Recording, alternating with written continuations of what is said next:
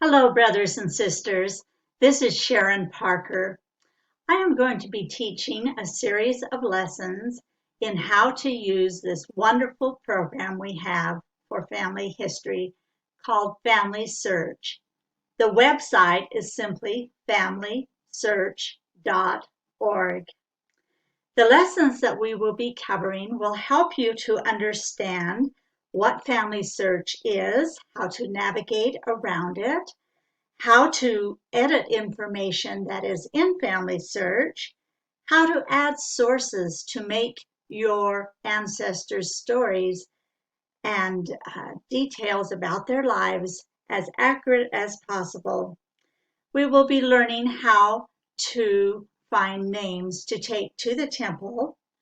We will cover how to put in memories in FamilySearch, and finally some additional helps from using websites that we're able to use as members of the church for free. Ancestry and MyHeritage and Jenny Annette and Find My Past. This first lesson, we will cover what FamilySearch is, how to create an account, and how to retrieve a username and password in case you have forgotten. We will cover the various features of FamilySearch, how to navigate around through the various tree views, and also to handle the details on the person page. We will check account settings to make sure that they are as beneficial to us as possible. So how did FamilySearch come about, and what is it? The Genealogical Society of Utah has been collecting information for many years, over 100 years. It was founded in the year 1894. And several years ago, President Hinckley had the vision of creating one large tree in which everyone who ever lived upon the earth would be placed in that tree in the proper relationships with their parents, their siblings, their spouse, and their children. Quite an undertaking, but it is coming about, and it is fascinating how this has taken place. FamilySearch allows us to collaborate with distant relatives, perhaps our fourth or fifth cousin we may not even know we had. It will prevent doing duplicate temple work, and we will talk about that a little bit later. Family Tree is accessible both on the desktop as a website at FamilySearch.org. You may download to your mobile app, the FamilySearch app, or Family Tree Lite exists for those in areas of the world where they have low bandwidth and are not able to use all the features that we here are able to use. To understand FamilySearch, we need to realize that it is one tree and it is an open edit. It can be edited. The deceased people in the tree can be edited by anyone who has an account.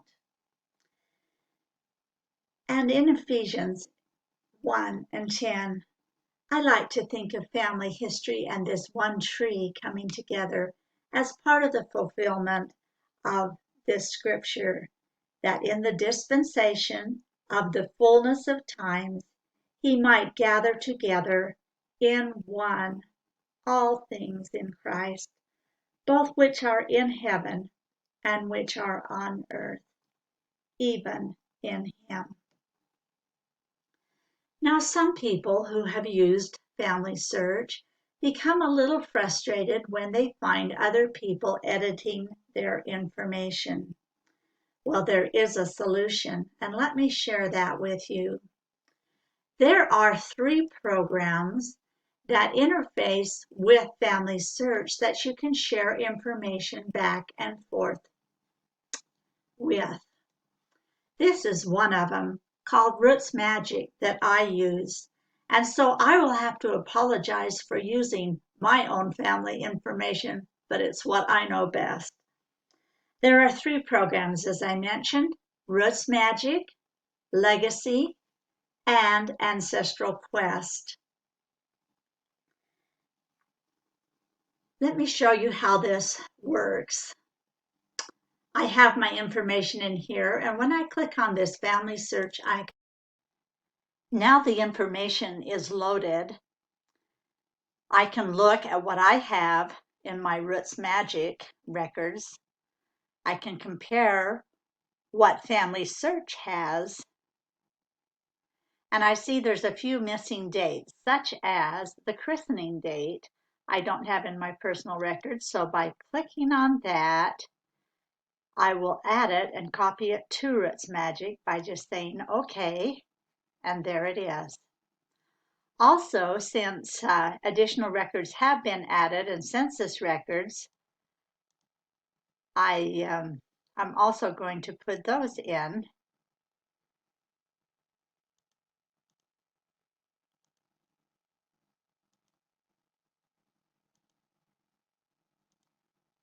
And it's very easy to transfer that information to my records.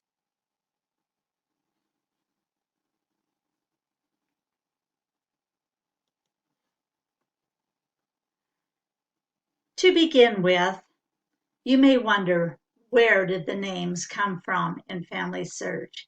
As I explained, the Genealogical Society of Utah has been gathering names for many years, over 100 years. FamilySearch is simply the largest collection of genealogical and historical records in the world. They came from the Temple Index Bureau. You might be familiar with that, those of you who have done FamilySearch in the past.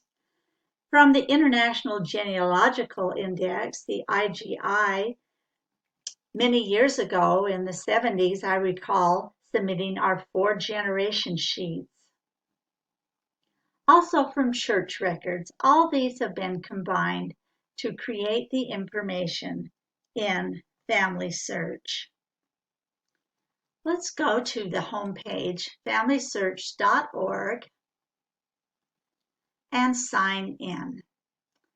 But before I sign in, let me show you how to create a free account.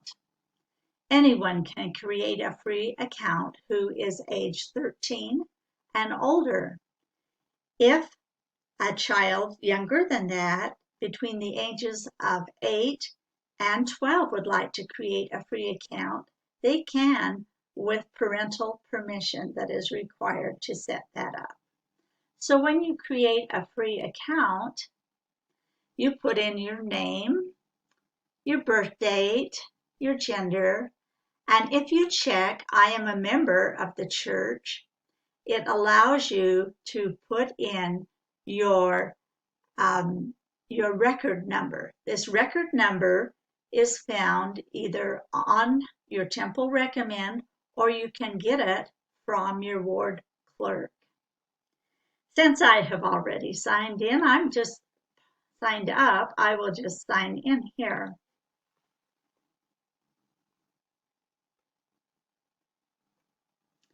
When you sign into FamilySearch, there's several features you might be interested in. I'm going to refer you to this first one right here that is displaying recently. Roots Tech has announced that it is going to be free this year, and it's going to be a virtual conference, meaning that we can see it online for free. That is exciting news.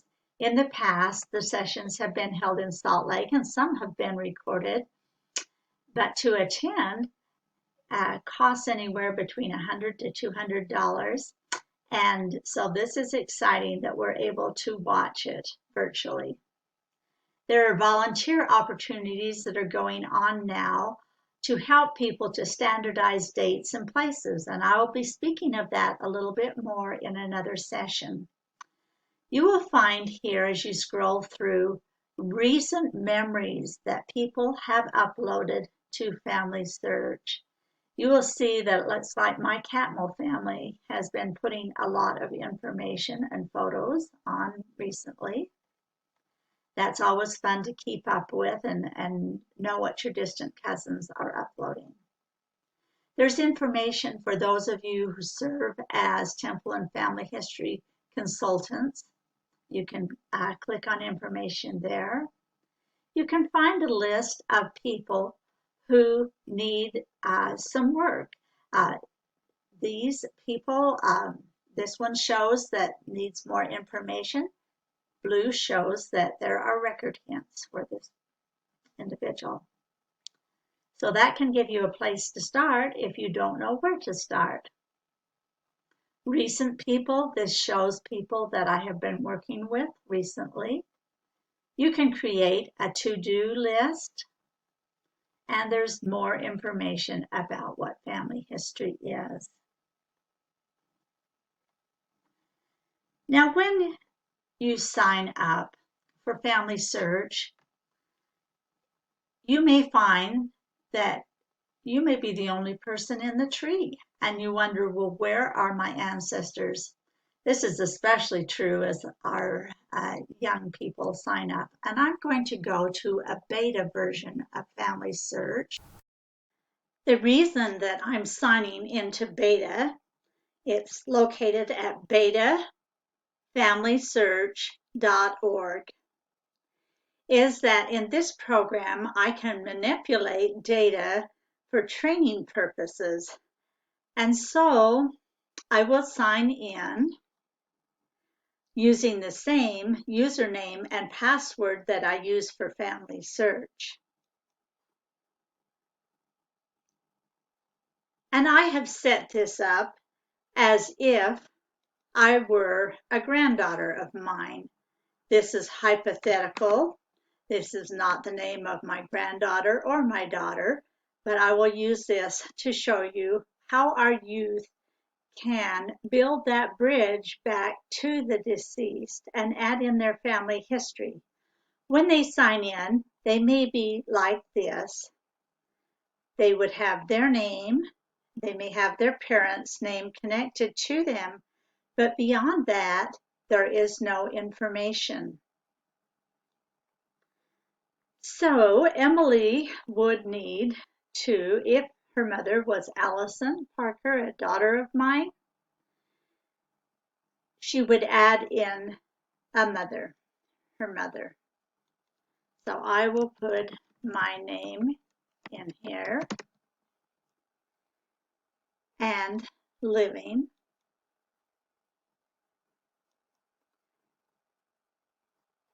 And create the person. Since I'm living, it does not matter if all my information is in there, and it doesn't matter that the ID number, because this is just a placeholder ID number. When someone dies, then their various numbers can be combined into one and corrected. But at this point, when our grandchildren are adding in information and accessing FamilySearch, there will be many different numbers for the same person. So then I would hit this arrow,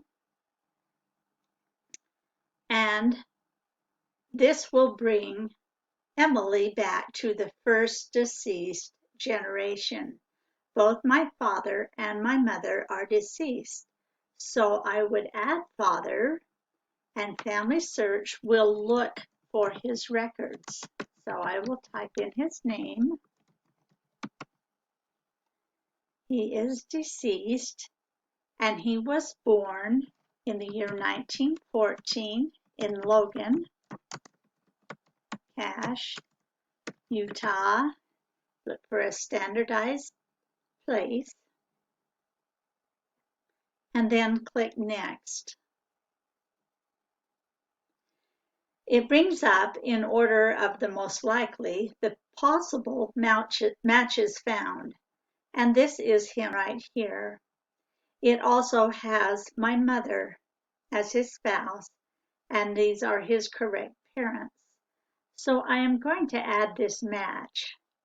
I will be asked to see if I want to add just my father or add the couple, which it would be best to add the couple because it will add on then their information according to their records that are in FamilySearch. And as you can see, the generations are added on, and as far back as you click, as far as work has been added. And on this particular line, it does go back into the 1500s.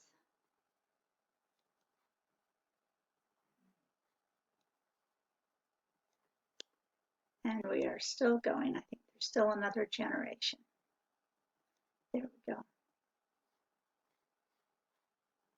And now I'm going to go into FamilySearch.org where my information is here.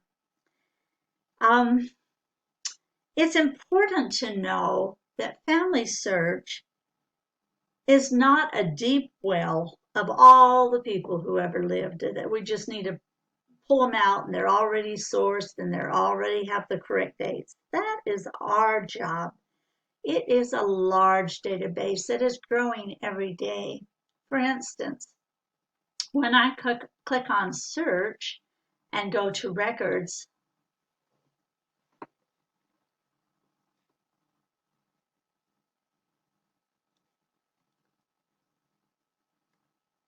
I'm going to browse all collections and show you how large it is.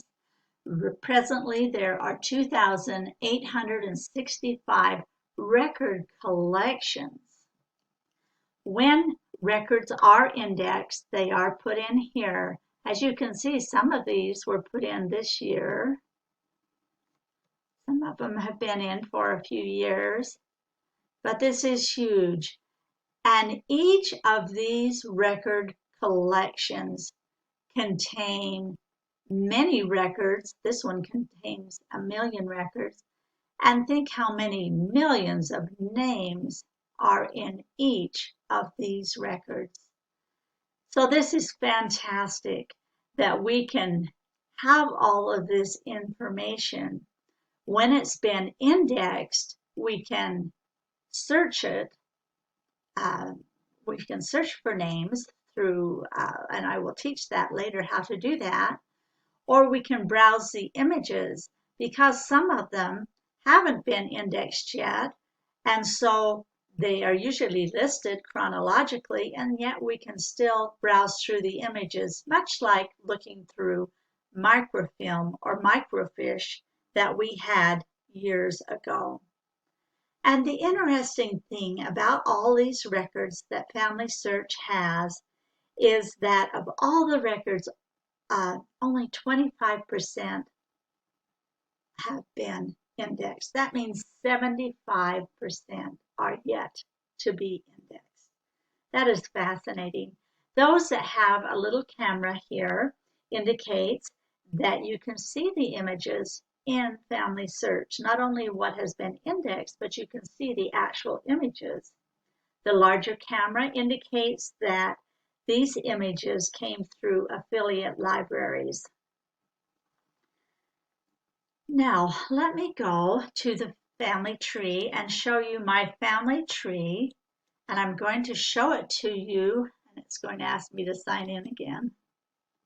Sometimes it times out, and I'm going to go to the fan chart first. Now, I'm going to click home so it gets the right image here. This goes out 7 generations. My family has been active in doing family history for a long time, and you may have similar to this. Often members of the church who have families who have been working on it, they do have fan charts that are filled out. Others who are more new to the church or families that haven't worked on it will have smaller trees.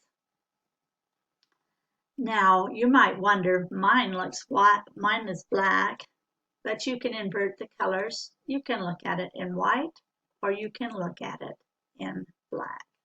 I prefer this. It shows me as the root person here, and you can grab this and slide it around. It shows my husband. It shows 5 of our 6 children, so if you have more than 5, you can click and it'll show the next one. So go either way and see all 5. These are my parents, my father, my mother, and my father's father, father's mother, mother's father, mother's mother.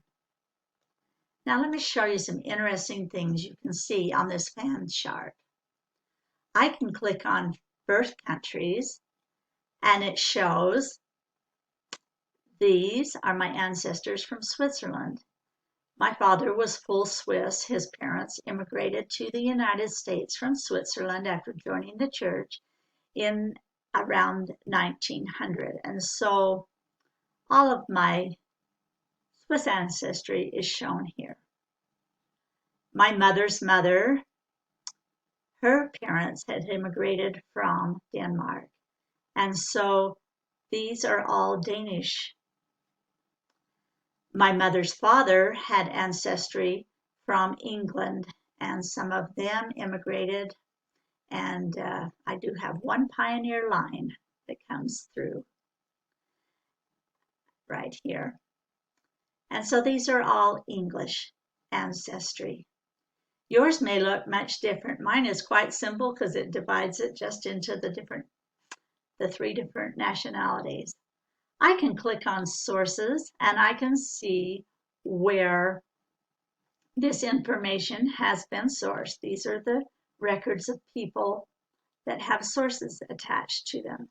If they have 10 plus sources, they are in this darker color. If they have 3 to 9, they're a little bit lighter color. If 1 to 4, still lighter color, and if 0, they are white. I have a lot of work over here to do on my Swiss side, and we have a son who served a mission in Switzerland, so I'm excited to get him involved in that part. I've enjoyed doing the Danish and the English sides. Stories. If stories are attached, they are colored here. You can see it's kind of faint. Photos, if photos are attached, they are indicated by how many over here on the legend. Research helps. These are great. When they are blue, it shows us that the computer search engine has found some record hints that we can attach to these people. If it is purple, it might suggest a situation where perhaps there is a gap of more than 2 years between birth dates of children, indicating that perhaps another child needs to be found to be added into the family. Or perhaps a spouse died young and there's a possibility that they remarried. And so it just tells you to look for those sort of things. Data problems are in red. And this data problem happens to be that this person's, I believe it's their, one of their vital information is not standardized.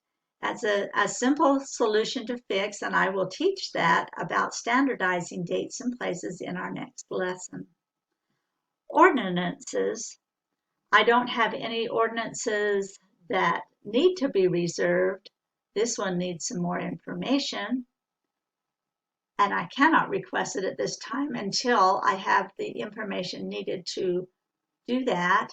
And these show that these are in progress, that these have been reserved. If there were any green ones, it would show that they need to be requested. Now, each person can become the center person in a tree. For instance, if I wanted to look back at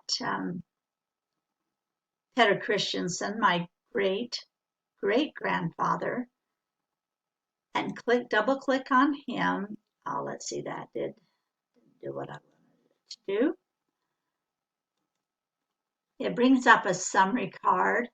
And if I want to look at his tree to see how far back his line goes, I can click tree.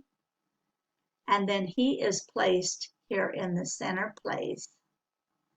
And there are lots more places that need to be filled in and a lot of work to do. I would like to say that anyone who says their work is all done simply doesn't understand family history. Because not only do we need to fill in these gaps in our ancestral lines back, but we need to do the ordnance work and find those people who are all of the descendants of Peter Christensen and any of our other people here. All of their descendants need to be identified and have their temple work done. Now, when I clicked on him, it gives me the choice of seeing a tree or going to a person. I'm going to go to his person page, but before I jump ahead and do that, I want to show you a couple of other views. I can look at portrait view, which shows pictures of the ancestors. I can go to landscape view, which is probably more familiar to many of us who used to use pedigree charts and pedigree sheets. Or I can go to descendants. Let's see. I can move this out to 4 generations of his descendants. And in addition to that, I can click arrows to see how far out I can go on his descendants. You can see that there is ordnance work that needs to be done here, and using descendancy research is a great way to find names. I will be teaching a special class on how to do that. I just wanted to make you familiar with what the descendancy view is and can do. I'm going to click on Peter Christensen, and I'm going to go to his person. Every record in FamilySearch has a person page. This is where sometimes people will put in a short little life sketch of the person that can be added in. I haven't added one there, but it just can be added by clicking add and putting it in there. The vital information, the detail view, this gives his name, the gender, the birth date, the christening date, death date, burial date.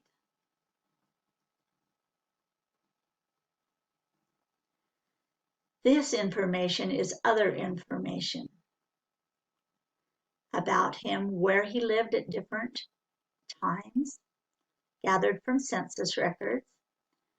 We could also put in nicknames or immigration dates, as in the case of his daughter Caroline, who is my great-grandmother, whom I have a great deal of love for, although I have never met her in person in life.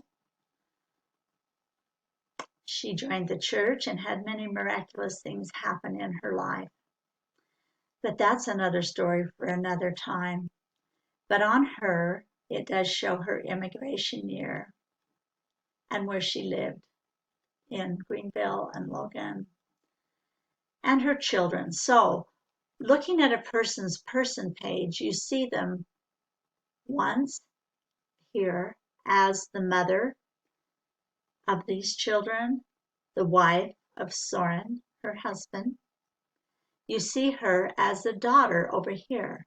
Whenever you are on a person's page, you will see their name in bold. So everyone is shown once as a sibling, as a child of the parents, and once as the wife and mother of the children or father. I want to point out one more thing up here on the detail page. Right here is a 7-digit alphanumerical number. This is an ID number. Every record has an ID number. And that way we can identify and find people. I can go up to my menu here and I can look for somebody. I can try and find them. I can put them in by name and their dates, which takes a long time, or I can find them by putting in that ID number.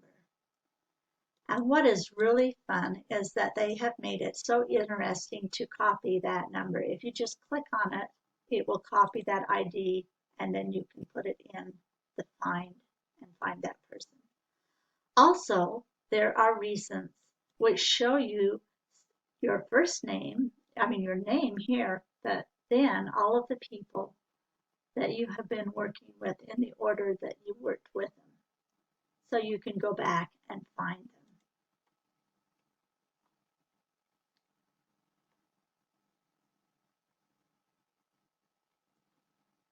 Now on the person page, there's a timeline. I can look at her timeline, which shows her born in Denmark and immigrated to the United States. It can tell when her children were born. It can tell when her husband passed away, when she passed away. I can look at her sources, and these are the 20 sources that have been added about her, gathered from Danish records, gathered from death certificates, birth certificates, all kind, find a grave certificates, or information from websites. I can collaborate. This is a great way when there are problems, and often there are, because sometimes there's misunderstandings or folklore or whatever that goes into our family histories, and we want to be able to make them as correct as possible.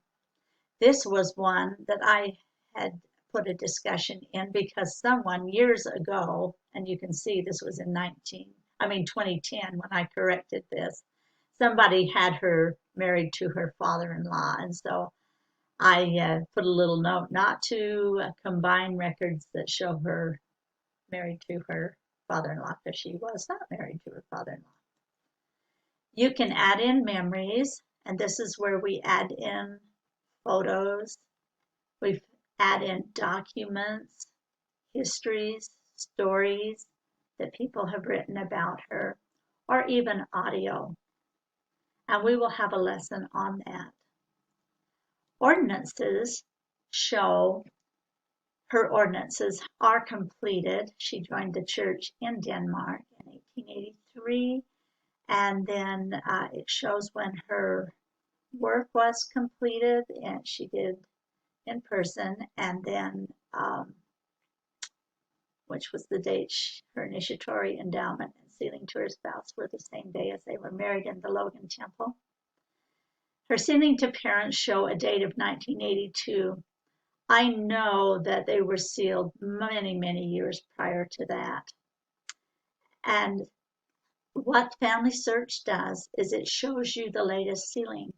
So what this tells me is, because we didn't have FamilySearch back in 1982, somebody did the work, duplicate work, didn't need to be done, but they didn't know. They were well-intentioned, but didn't know that it had already been done. Now this program prevents that duplicate work. Going back to detail page, I can view her tree, which we already have come from. I can click following. I'll explain that a little bit further, but that means if anybody makes any changes to her record, it goes to a special section over here in tree, and it shows the people that I am following and when any changes are made. This shows View My Relationship. So any record in FamilySearch, we can click View My Relationship, and it shows here is me, my mother, her mother, and there's Caroline. So then it shows that she's my first great-grandmother. This is very helpful when we get working on other lines and we might find someone is our fourth cousin 5 times removed, or whatever the relationship is. These are the records that I can search in FamilySearch. I can also, as I mentioned earlier, we can, as members of the church, we can have free accounts to Ancestry, Find My Past, My Heritage, Jeanette, and this is a new one I believe is French Records. I can look for the latest changes that have been made to the record. I made a few changes the other day. I can show all, and this shows everyone who has added any information about Caroline. It'll say their name over here, and I actually can send them a message.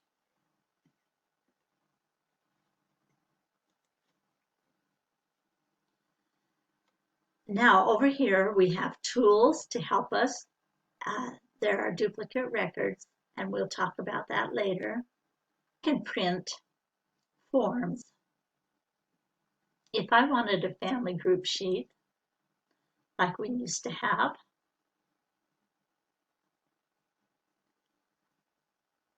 I can print off Caroline's family with her 6 daughters.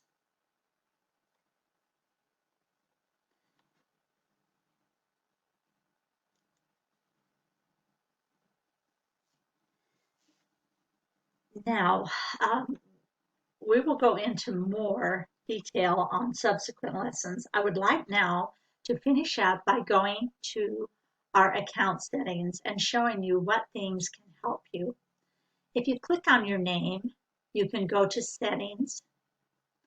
And in settings, this is where you can set up a username if you want to change what you originally set up. Your helper number, it shows your membership record number, and your helper number is the last 5 digits of it. That's helpful in working in another situation we'll talk of later.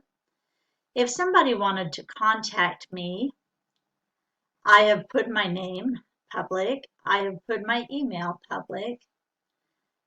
I have not put my phone number public, nor my address, but it is in FamilySearch.